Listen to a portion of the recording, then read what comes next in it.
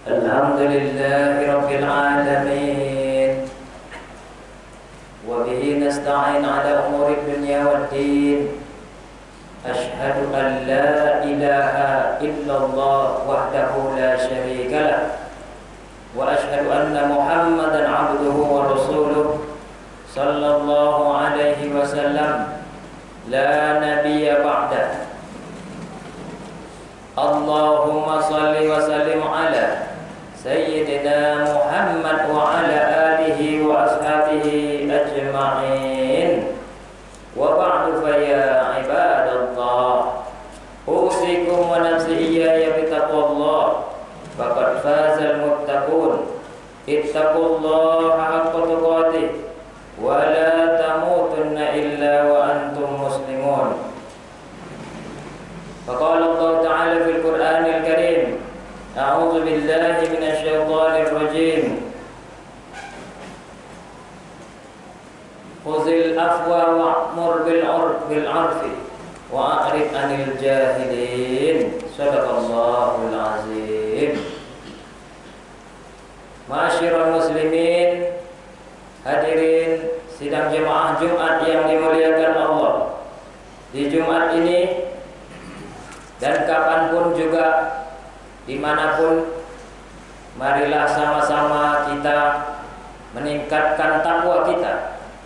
Meningkat, bukan malah menurun, dengan mengerjakan perintah Allah sekuat tenaga kita, mulai dari kita sadar bangun sampai kita tertidur, dan kita meninggalkan larangan-larangan Allah. Bersyukur, alhamdulillah, siapapun kita, bahkan keluarga kita, masih Allah beri nikmat.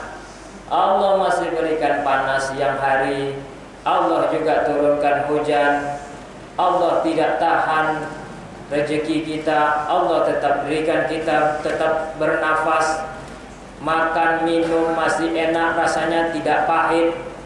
Allah berikan kita bisa bekerja menggunakan jari-jari tangan kita, melangkahkan kaki kemanapun, menyetir mobil, menggunakan sepeda motor, kekuatannya itu masih Allah beri. Semua nikmat-nikmat itu, kalau kita hitung, tidaklah bisa kita sanggup untuk menghitung nikmat yang Allah beri. Maka sepantasnya kita selalulah bersyukur dengan lafaz juga alhamdulillah. Salawat beriringkan salam, marilah kita kirimkan, hadiahkan kepada junjungan alam, junjungan alam Nabi kita, Nabi besar Muhammad sallallahu alaihi wasallam. Allahumma salli ala Sayyidina Muhammad wa ala ali Sayyidina Muhammad. Tambahlah salam, assalamu alayka ayyuhan nabiyyu wa rahmatullahi wa barakatuh. Mudah-mudahan kita semua mendapatkan pertolongan syafaatnya Rasulullah. Itu gunanya baik bagi kita di dunia ini maupun di akhirat. Amin, amin, amin ya rabbal alamin. Pada bulan ini masih bulan Lebaran, Lebaran hari raya Idul Fitri Syawal tahun ini 1443 Hijriah. Kita sudah melakukan banyak rangkaian ibadah selama bulan Ramadan. Maka ada istilah orang Indonesia. Kenapa saya bilang orang Indonesia? Karena orang Arab, orang Mesir, orang Brunei, orang Malaysia, Singapura tidak ada acara ini. Ini pertama kali terjadi pada zaman Presiden pertama Insinyur Soekarno, proklamator. Ketika itu beliau bingung, rupanya jadi pemimpin bahkan nomor satu di Indonesia ini bukan malah nyaman. Kayak sekarang orang berebut mau jadi pemimpin. Rupanya kalau udah duduk jadi pemimpin itu malah bingung. Kalau ke pemimpin keluarga saja masih banyak masalah. Anak lah, istri lah, apa yang mau dibeli lah, tujuan masa depan. Jadi kepala desa jadi banyak masalah, banyak pengaduan. Jadi kepala negara lebih rupanya banyak problematika yang kita pikirkan. Orang melihat kita enak, kita sendiri rumahnya kadang tidak makan dengan enak, tidur tidak nyenyak. Ini juga dirasakan oleh presiden pertama. Apa yang dipikirkannya? 3 tahun setelah merdeka Indonesia tahun 45, ketika itu tahun 48, ditengoknya lah banyak elit-elit partai tidak mau duduk satu meja. Mungkin mereka gengsi, mungkin mereka pertahankan prinsip mereka, entah itu Masyumi mungkin, PNI, ataupun partai-partai yang lain. Sehingga Presiden Soekarno bingung. Dipanggillah Ketua Nahdlatul Ulama dari Jombang waktu itu adalah Kiai Haji Wahab Hasbullah. Dipanggil ke istana. Akhirnya alhamdulillah datang Kiai Haji Wahab Hasbullah menghadap presiden. Berbincang. Soekarno mengatakan kerisauannya. Akhirnya kata Kiai, ya nanti ketika lebaran kita adakanlah silaturahmi. Soekarno bilang, itu memang bagus, tapi namanya apa bisa kita bikin dengan nama supaya mereka menarik? Karena nama rupanya berpengaruh kepada orang. Tengoklah sekarang kuliner-kuliner dengan nama-nama yang menarik, mie pedas, mie petir, mie saja udah beragam macam namanya. Tapi sekali dimakan ya sama juga mie yang kita buat di rumah. Tapi supaya orang menarik datang. Begitu pola pikir Soekarno. Akhirnya dengan alhamdulillah ada petunjuk dari Allah, pembicaraan antara Kiai Wahab dan Soekarno, tercetuslah nama untuk menyatukan orang, yaitu halal bihalal, halalun bihalalin. Halal bihalal adalah kata majmuk yang di tengah-tengahnya dikepit dengan kalimat atau huruf ba sebagai penghubung. Kalau dalam kamus kita bahasa Indonesia berarti acara maaf memaafkan ketika lebaran. Lebaran itu juga bahasa kita diambil dari kata lebar. Kenapa lebar? Ketika itu orang sudah dalam keadaan senyum lebar, jiwa besar. Ada yang misalnya dengan fisiknya baru, jam barunya, baju barunya, tapi lebih daripada itu dia kembali lahir seperti bayi yang baru lahir. Fitrah. Jadi lebar selebar-lebarnya, luas, bukanlah sempit. Banyak ayat-ayat tentang halal seperti surat Al-Baqarah, Bismillahirrahmanirrahim, ya ayyuhan nasu, mengajak semua manusia. Kalaulah namanya kalimat manusia, dan kita tahu kalau an-nasu itu berarti dia turun di Mekah. Kalau amanu, ya ayyuhalladzina amanu, turun ketika Nabi di Madinah, hijrah di Madinah. Hai manusia ini memanggil semua. Hai manusia yang sudah Islam bersamaku, hai manusia yang masih jahiliyah, hai manusia-manusia di seluruh manusia seluruh penjuru dunia. Kalau kita, hai manusia Muslim, hai manusia Kristen, hai manusia Buddha, hai manusia Hindu, hai manusia yang beraliran kepercayaan, kulu mimma fil ardi halalan thayyiba, makanlah dengan kalian apa yang ada di bumi ini yang halal. Disambung bukan hanya halal tapi juga thayyib, baik.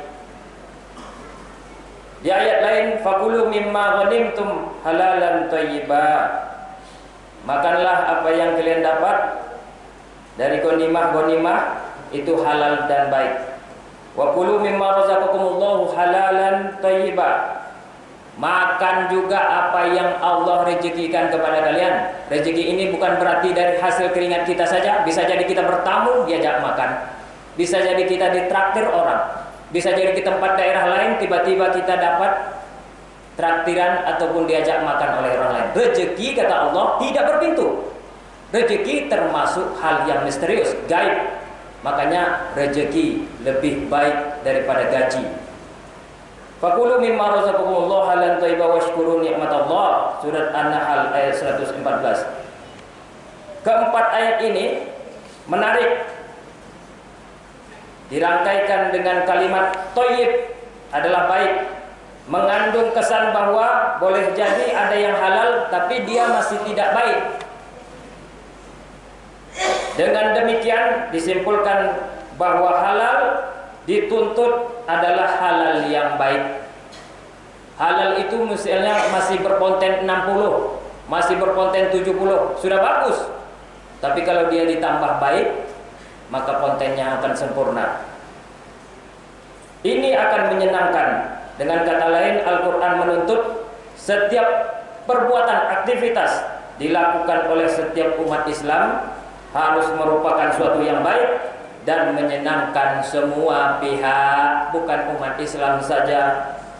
Ini yang mengapa Al-Quran tidak hanya menuntut orang supaya memaafkan orang lain.